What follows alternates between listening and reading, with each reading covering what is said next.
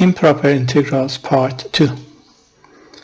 In another video, improper integrals part 1, we introduced improper integral of first kind and second kind, and we defined convergence and divergence for this type of integrals. Here we have two improper integrals. For the first one, we are not able to find the antiderivative and use the natural way to find it or evaluate it. And for the second one, we can see that we have product of three functions.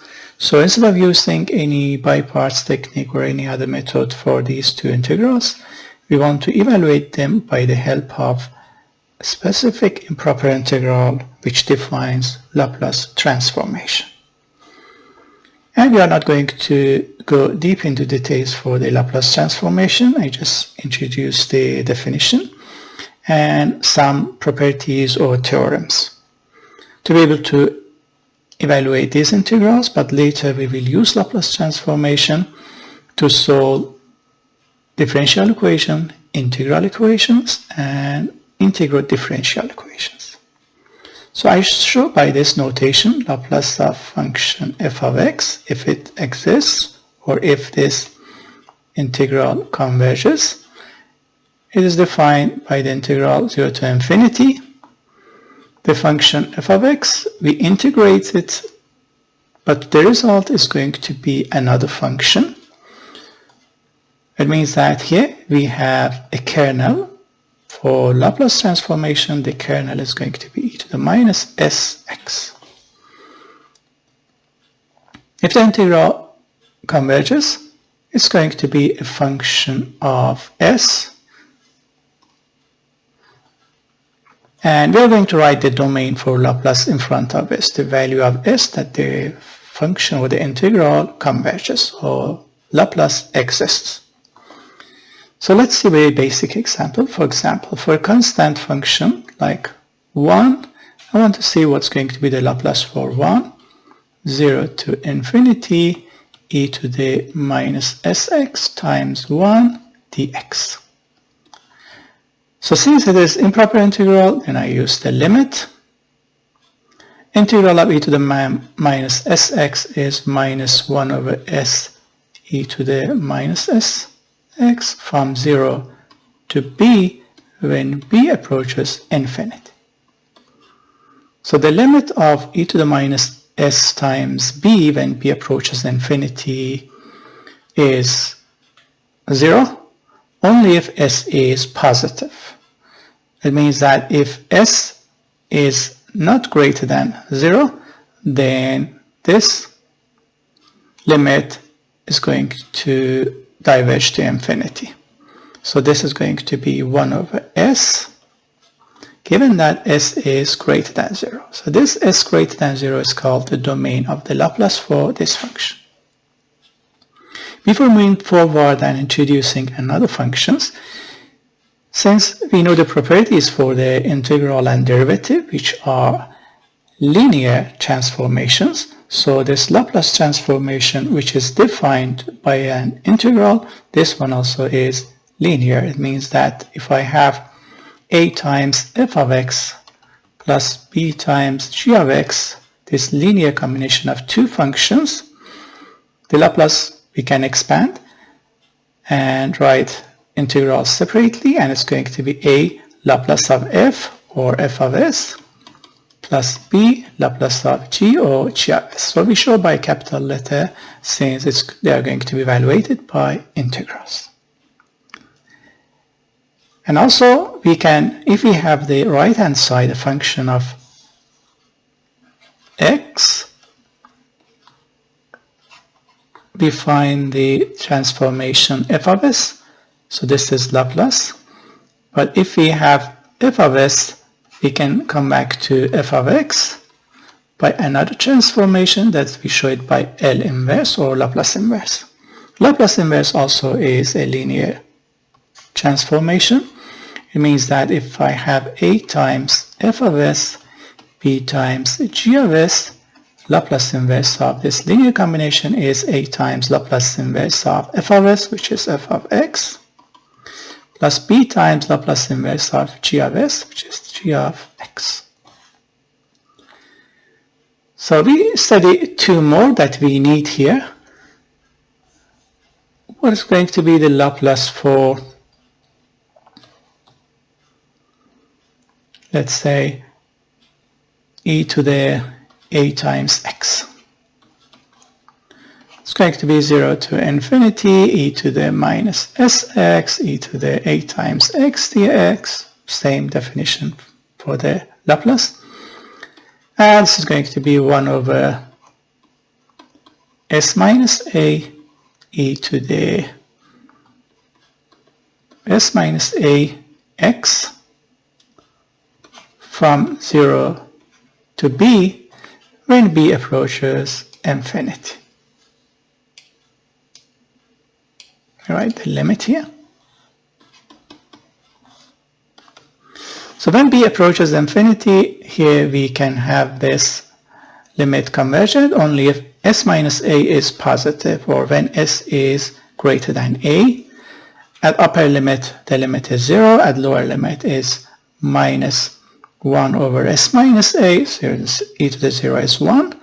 Upper limit minus lower limit is going to be 1 over s minus a, given that s is greater than a. So domain for the Laplace of e to the ax is s greater than a. And one more, Laplace of sine a times x that we need here. E to the minus sx sine ax dx 0 to infinity. We know that for this product we can find the formula, or we need 2 by parts technique. But here I just write the final answer. So the Laplace for this function is going to be a divided by s squared plus a squared when s is greater than 0. Still, the domain is s greater than 0. But then we have sine and x, the product of these two functions, and sine x divided by x. So Laplace has another properties that we want to see what happens if I have x times f of x. What's the relation between the Laplace of f of x and x times f of x?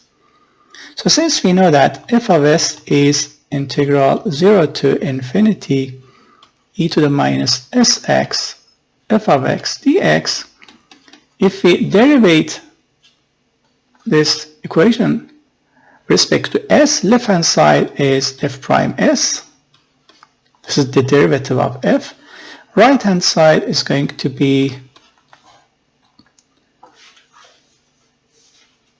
here we are going to derivate with respect to s. Then we are going to have minus x times the same thing. So here we have e to the minus sx, and I write this minus x next to the f of x to show that the new one is, again, definition of the Laplace transformation, but this is Laplace of x f of x. However, there's another negative sign here.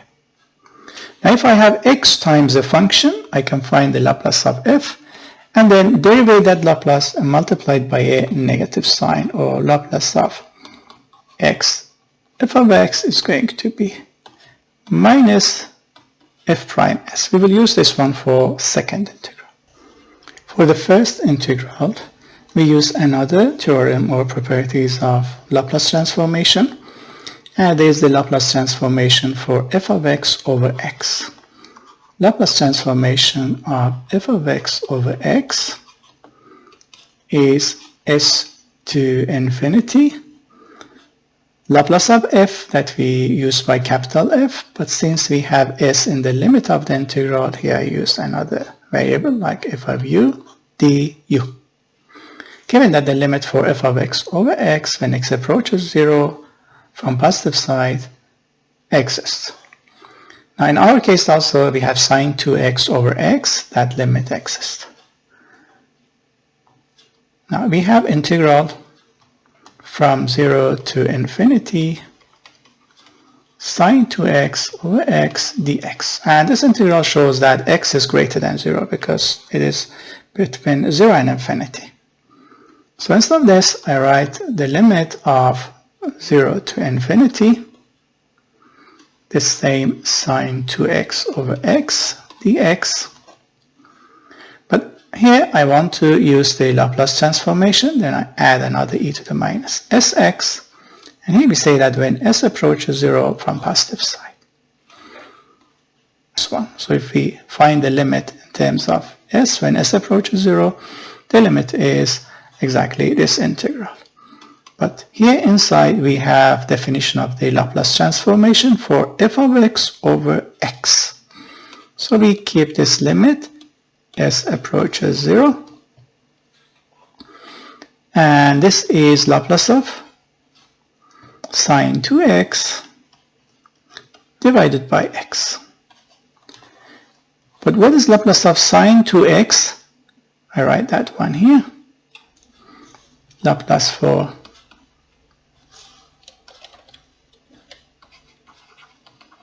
sine ax is a divided by s squared a squared, with 2 divided by s squared plus 2 squared of 4, when s is greater than 0.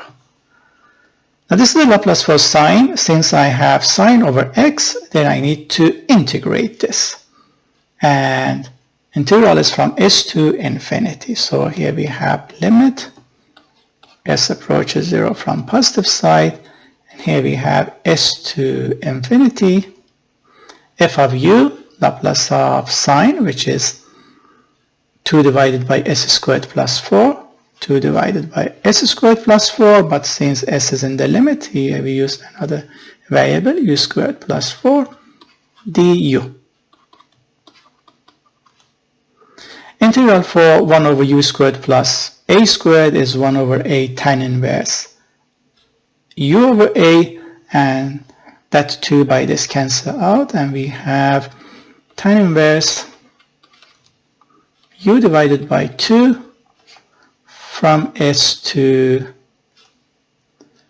infinity when s approaches to 0 from positive side. But this one is another improper integral, and we have another limit here.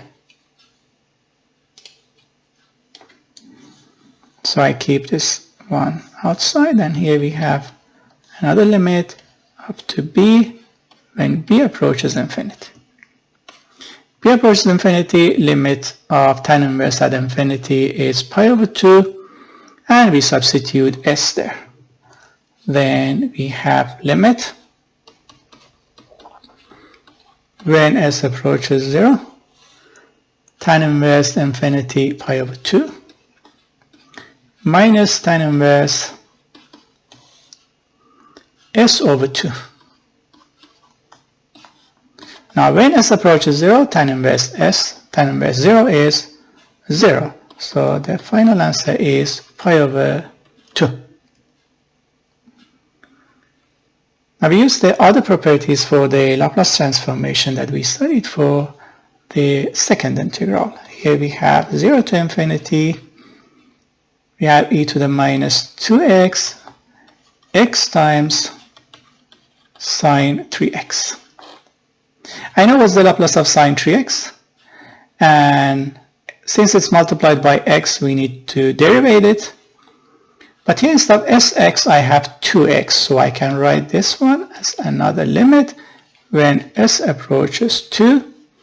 And here we have 0 to infinity, e to the minus 2x, e to the minus sx, x sine 3x. So this is the definition of the Laplace. Laplace of x times sine 3x. We know the Laplace of sine 3x. Since x is multiplied by that, we need to derivate once and multiply by a negative sign. So here we have limit s approaches 2.